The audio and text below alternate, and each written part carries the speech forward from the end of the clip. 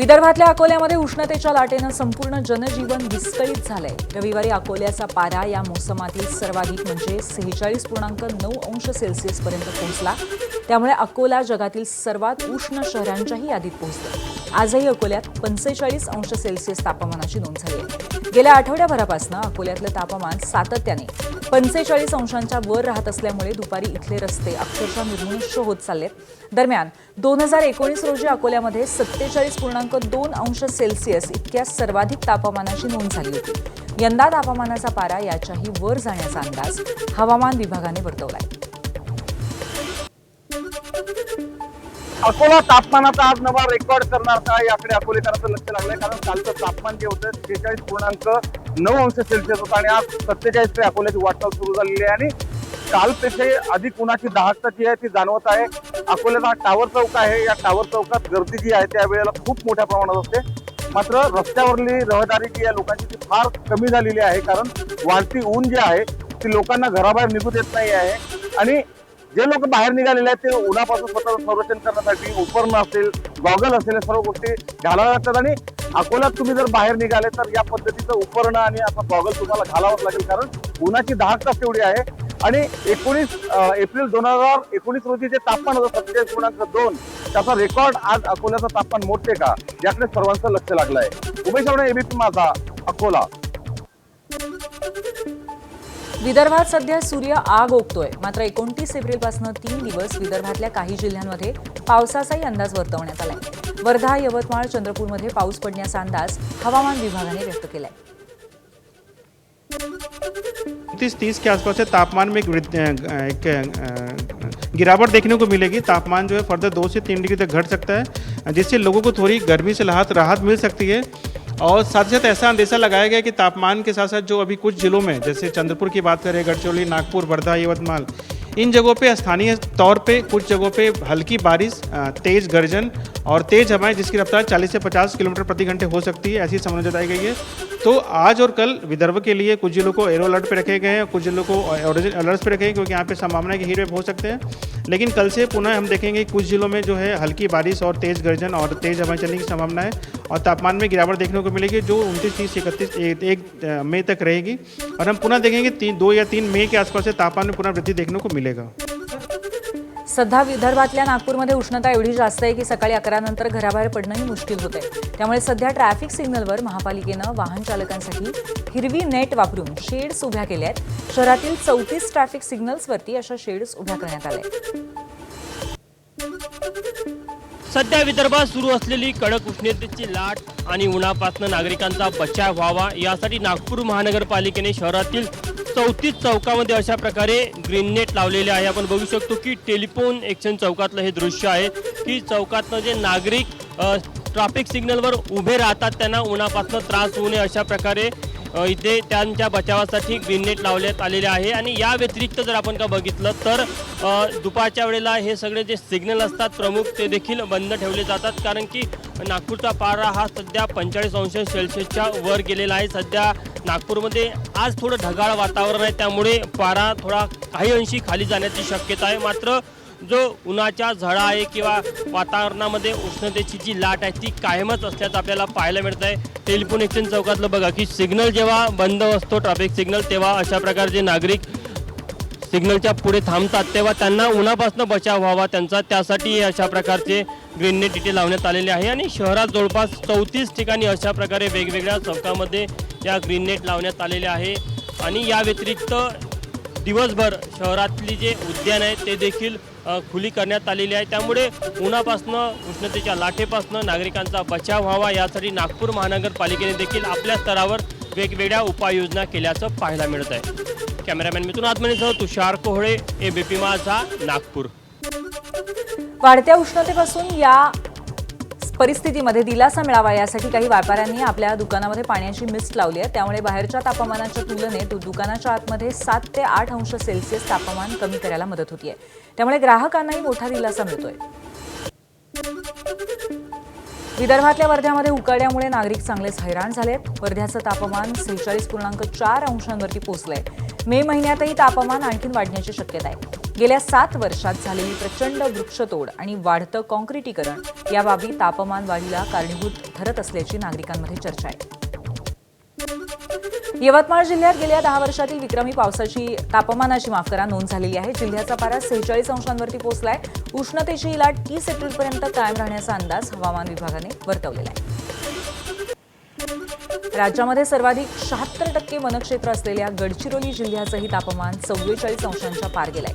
20 मे 1992 मध्ये गडचिरोलीमध्ये 46.3 अंश इतक्या कमाल तापमानाची नोंद झाली होती. त्यानंतर तब्बल 3 दशकांनंतर तापमान 46 अंशांवरती जाण्याचा अंदाज वर्तवण्यात आलाय. अमरावतीमध्येही सध्या उन्हाच्या तीव्र झळा जाणवत आहेत. जिल्ह्यामध्ये काल तापमानाचा पारा 46 अंशांच्या पार पोहोचला होता. त्यामुळे नागरिकांनी गरज असेल तरच घराबाहेर पडा असं आवाहन प्रशासनाने केलंय. गोंदिया जिल्ह्यातही तापमान अनेक भागात 44 अंशांवर पोहोचलंय. गोंदियामध्ये वाढत्या तापमानाचा कृषी क्षेत्राला मोठा फटका बसतोय. वाढत्या तापमानामुळे मका पिकाच्या उत्पादनात घट होण्याची भीती शेतकऱ्यांनी व्यक्त केली आहे.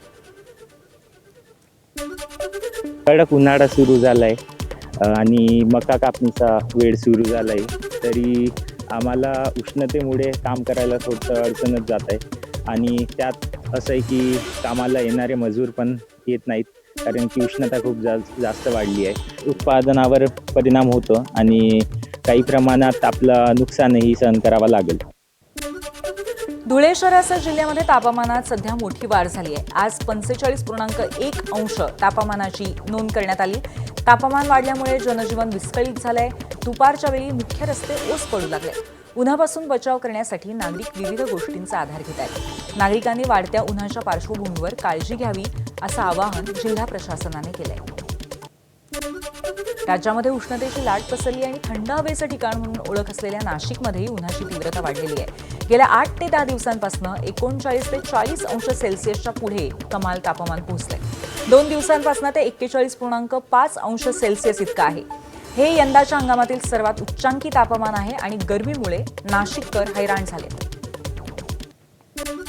सातारा जिल्हा अक्षरशः उन्हाने होरपळून निघतोय आणि मान खटावचा तापमानाचा पारा तब्बल 43 अंश सेल्सिअसवरती पोहोचलाय. विशेषतः मान खटाव तालुक्यामध्ये उष्णतेचा कहर पाहायला मिळतोय. नागरिकांचं जनजीवन विस्कळीत झालंय.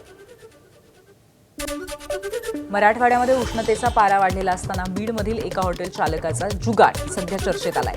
परळीमध्ये तापमान 41 अंशांवरती पोहोचलेलं असताना ग्राहकांना उकाड्यापासून दिलासा देण्यासाठी हॉटेल चालकाने वॉल फॅनला स्प्रिंकलर्स बसवलेले आहेत. या स्प्रिंकलरमुळे बाहेर कडक ऊन असतानाही हॉटेलमधील ग्राहकांना गारवा अनुभवता येतोय. वॉल फॅनला केलेल्या या स्प्रिंकलरच्या जुगाडाची आता सर्वत्र चर्चा होते.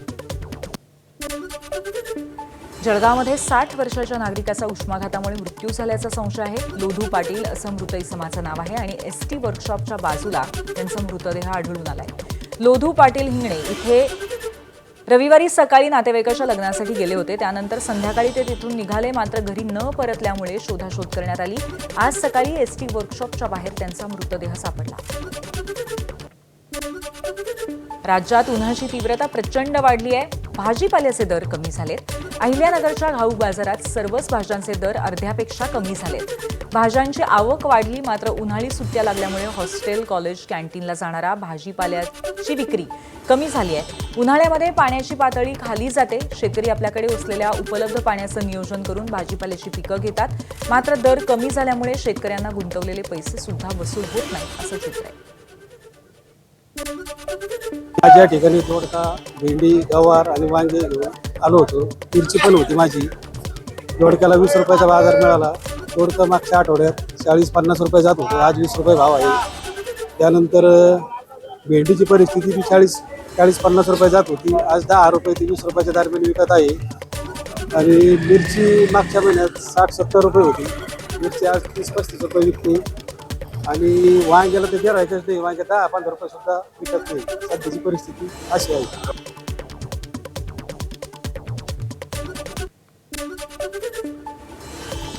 पुण्यातल्या ILS लॉ कॉलेजमध्ये 2ऱ्या वर्षात शिकणाऱ्या विद्यार्थ्यांनी 35 वर्ष विद्यार्थ्यावरती रॅगिंग केल्याचा प्रकार समोर आलाय. या प्रकरणी 5 विद्यार्थ्यांना डेक्कन पोलीस ठाण्यामध्ये त्यांच्यावरती गुन्हा दाखल करण्यात आलाय. हा सगळा प्रकार 1.5 वर्षांपूर्वी कॉलेज प्रशासन दरबारी मांडण्यात आला होता. त्यावेळी या सगळ्यांची चौकशी करून UGCला माहिती देण्यात आली होती, अशी माहिती कॉलेज प्रशासनाने दिली आहे. त्यानंतर सुद्धा रॅगिंग थांबलं नाही, त्यामुळे विद्यार्थ्याने पुन्हा एकदा टेक्कन पोलिसात तक्रार केली. यानुसार 5 विद्यार्थ्यांवरती गुन्हा दाखल करण्यात आलाय. कॉलेज प्रशासनाला या संदर्भातली माहिती असताना सुद्धा त्यांनी या विद्यार्थ्यावरती कारवाई का केली नाही, असा सवाल उपस्थित होतोय. कॉलेज प्रशासन आता या प्रकारावरती प्रतिक्रिया देण्यास नकार देत आहे. त्यांनी माझ्या दरवाजाच्या रूमवरती मल्टिपल टाइम्स अंडी फोडली. ॲब्युझिव्ह लँग्वेजमध्ये शिवीगाळ लिहायला चालू केली. दरवाजाची काच फोडली. आणि याच्यापेक्षा जास्त म्हणजे रात्री 9-10 नंतर रात्री सर्व लाईट्स ऑफ करून हॉस्टेलच्या पूर्ण पोर्शमधल्या अगदी 25, 30, 40, 50 मुलं घोळका करून यमक जुळून काहीतरी शिव्यांच्या टीप दिली, तू ते दारू पितायत, हे करतायत, या संशयावरून त्यांनी हे सुरू केलं. आणि रात्री म्हणजे अगदी मोठ्या प्रमाणात शिवीगाळ चालू केली सगळ्यांनी मिळून. रायगडच्या लोणेरे हत्याकांड प्रकरणातील आरोपीला अखेर 6 दिवसांनंतर अटक करण्यात आली आहे. आरोपी अनीस मोहम्मद मालदारला नवी मुंबईतून पोलिसांनी ताब्यात घेतलं. पोलीस अधीक्षक अंचल दलाल यांच्या मार्गदर्शनाखाली स्थानिक गुन्हे अन्वेषण विभागाला मोठं यश आलंय.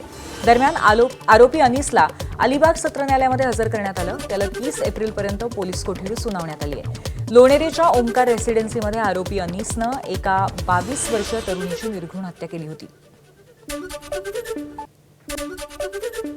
महाराष्ट्राच्या विविध जिल्ह्यांमध्ये पोलिसांची पथकं त्यासाठी कार्यरत होती. पोलिसांना मिळालेल्या गोपनीय माहितीच्या आधारे काल त्याला ताब्यात घेण्यात आलेलं आहे, अटक करण्यात आलं. आज माननीय न्यायालयासमोर त्याला हजर करण्यात आलेलं आहे. माननीय न्यायालयानं त्याला 30 एप्रिलपर्यंतची पोलीस कस्टडी दिलेली आहे. सोलापूरच्या मीनाक्षी नगरमध्ये झोपेत पाय लागल्याच्या क्षुल्लक कारणावरून तरुणाच्या डोक्यात दगड घालून हत्या करण्यात आली आहे. महेश गुरुसिद्धप्पा सावळतोटे असं हत्या झालेल्या तरुणाचं नाव असून सोमनाथ नागनाथ जवळकोठे असं खून केलेल्या आरोपीचं नाव आहे. काल मीनाक्षी नगर इथल्या शाळेजवळील मोकळ्या जागी महेश आणि सोमनाथ झोपले होते. त्याचवेळी सोमनाथचा पाय महेशला लागला आणि याच कारणावरून महेश आणि सोमनाथ यांच्या शिवीगाळ करत वाद झाला. या वादाचं रूपांतर भांडणात झालं आणि रागाच्या भरात सोमनाथने महेशच्या डोक्यात दगड घातला. या हल्ल्यात महेश रक्ताच्या थारोळ्यात पडला. त्यानंतर काही वेळातच त्याचा मृत्यू झाला. या प्रकरणी MIDC पोलिसांनी सोमनाथ जवळकोठे याच्या विरोधात गुन्हा दाखल करून त्याला ताब्यात घेतलाय. मुंबईच्या अंधेरीमध्ये कौटुंबिक वादातून भावानेच वृद्ध बहिणीची हत्या केली. इतकंच नाही तर हत्येनंतर मृतदेह अंधेरीच्या ड्रेनेज लाईनमध्ये टाकल्याचं समोर आलंय. अंधेरी मरोळमधील ओमनगर इथे आरोपी जोसेफ कोयलो राहत होता. त्याच्यासोबत त्याची 80 वर्षीय वृद्ध बहीण ब्लान्स जेम्स सिक्वेरा या सुद्धा राहत होत्या.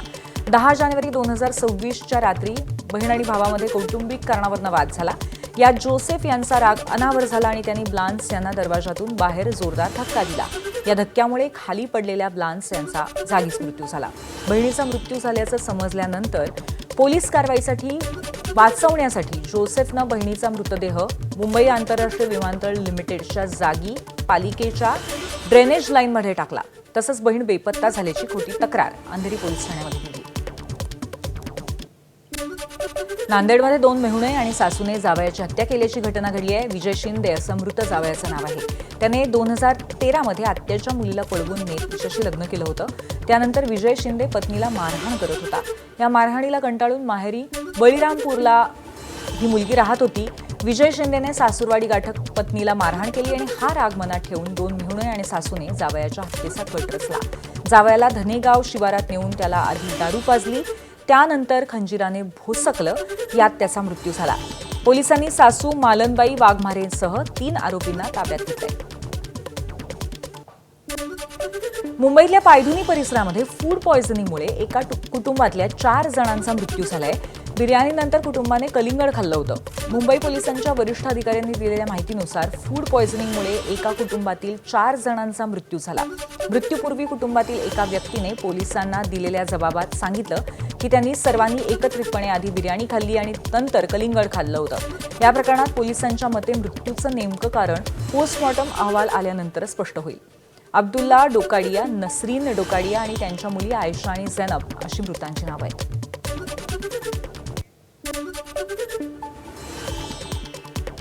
मुंबईच्या पायधुणी परिसरामध्ये काल एक घटना घडली यामध्ये थेट धोकाडिया कुटुंबाचे 4ही जणांचा मृत्यू झाला. नेमकी ही घटना काय आहे ते जाणून घेऊच त्याआधी मी सर्वप्रथम दाखवतो की ते डोकाडिया कुटुंब कुठे राहत होते.